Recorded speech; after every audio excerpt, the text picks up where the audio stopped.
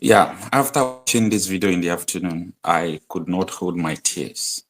You see, when you are seeing elderly women who are 60 years above, up to 70 years, 50 something years, sharing tears in their ancestral homes, not because these people are refugees in other people's land, not because these people go to other people's land. Maybe you could say that the people did not protect them.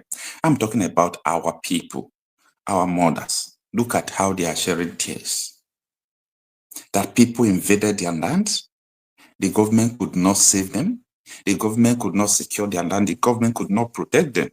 Instead of the government to help their own people, the government is siding with the foreigners who are invading their territory.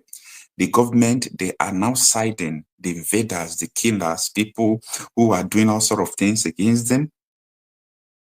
This will never go well down in the history. Because time without number, we have warned the people. We are telling them, the government is against you.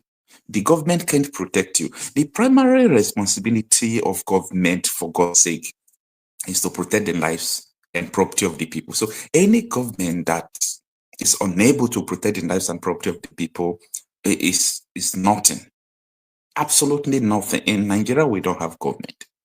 We don't have government. We don't have anything at all like government. It's absolutely nonsense. Now, the most painful thing is that a lot of them are just saying that the IPOB, we need your help. ESN, we need your help. The people are calling on IPOB and ESN, Eastern Security Network. Because these people, you see, there is no how you can lie to the people. You can't lie to the indigenous people. They know who saved them. They know who is against them. They know who is for them. They know who loves them. They know who is doing evil. They know who is doing good. No matter how the propaganda, no matter how you pretend, no matter how the government can make them feel that, oh, IPOB are terrorist organization, ESN are this, these people are that, Nnamdi Kanu people are no good, these people are no good. But at the end, the people know the people who are saving them. When Nnamdi Kanu formed Eastern Security Network, these people, they were in the bushes. They were doing absolutely well. They were doing fine. They were chasing these people out, not to rape their women, not to rape their mothers, not to kill their mothers, not to do everything. These people, they were doing absolutely well. The same Southeast governors who are very weak like fowl, who are unable to protect their people, they sponsor the proscription of all this group. This group, they were not committing any crime. I was listening to Sundudo the other day. Sundudo was telling them that it is time to build the Southeast. It is time to build Igbo land. I was laughing because they, you know what is in their mind? Yes, Nnamdi Kanu is in detention. Simon Ekpa is in detention. Everybody is in detention. Yes, we have been able to eradicate and neutralize everybody who is talking about agitation. What we are going to do now, let us build the Igbo that we want to build. I said, okay, no problem. Everybody wants, the old Eastern region that we progress, right? Let us see how they can build it in the presence of all these invaders.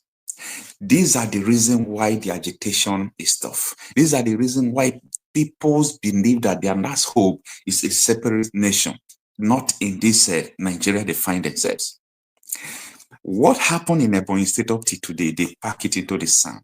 That invaders came to kill almost 36 persons, burn down 30 houses. Burned down 30 houses, killed about 36 persons. Invaders. Up to today, nobody was arrested. Instead, they went and arrested Haneze Youth President for accusing the governor of accomplice. You people should understand that Nigeria is never for you people, and Nigeria can never be for you. The earlier we realize this, the better for us. Nobody will come and help you. Nobody will come and help you. The only people that will come and help you are the people who love you. Imagine people are calling Nnamdi Kanu in detention. It's so unfortunate and it's so annoying that the invaders will always come to your community, come to your state, kill you, rape you. What if they just kidnap people? Maybe they kidnap soldiers, they kidnap even men. It is bad, but it will not be so painful as this. It will not be so painful as this, okay? So we are going to take this video and analyze it one after the other for you to understand the crime against our people.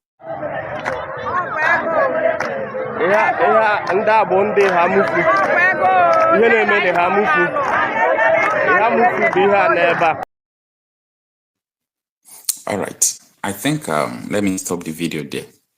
Now, when you look at all these things now, there is something I want us to look into. They have been lying to you.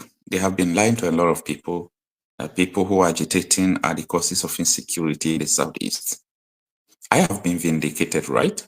Because time with that number, I am here telling them that no, people who are agitating, they are not the causes of the insecurity you are seeing. People who are agitating, leave them out of insecurity in the Southeast. Now, I think people can bear me witness that people who are agitating are not the causes of insecurity, as they say. Ever since they feel that people who are agitating are already out of the picture, you saw what happened in Ebonyi State. This one is happening in Enugu State. They kidnapped 3 soldiers again in Enugu State in the last 2 months with 33 persons. A lot of kidnapping, killing every week now and then in the Southeast. This is enough proof for them to understand that they don't have influence. All these politicians in the Southeast, they don't have enough influence to stop all these things. Or maybe they are colluding with them. Simple as that.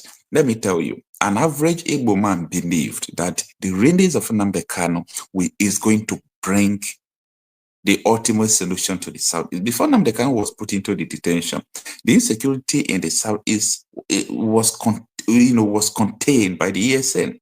They were in the bush, resisting all these things. But since Nnamdi Kanu has been in detention, look at what is going on. I know what I'm talking about. That is why I keep on emphasizing on the release of Nnamdi Kanu. Now, the Southeast politicians, I don't know whether their pride will be enough for them to be humbled to fight for the release of Nnamdi Kanu, because this thing is going to continue.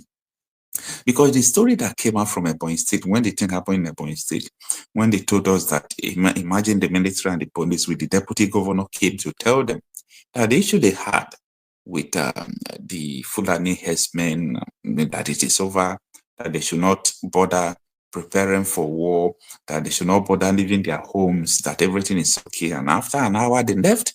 The people invaded. The Fulani terrorists invaded and burned 30 houses and killed about 36 persons.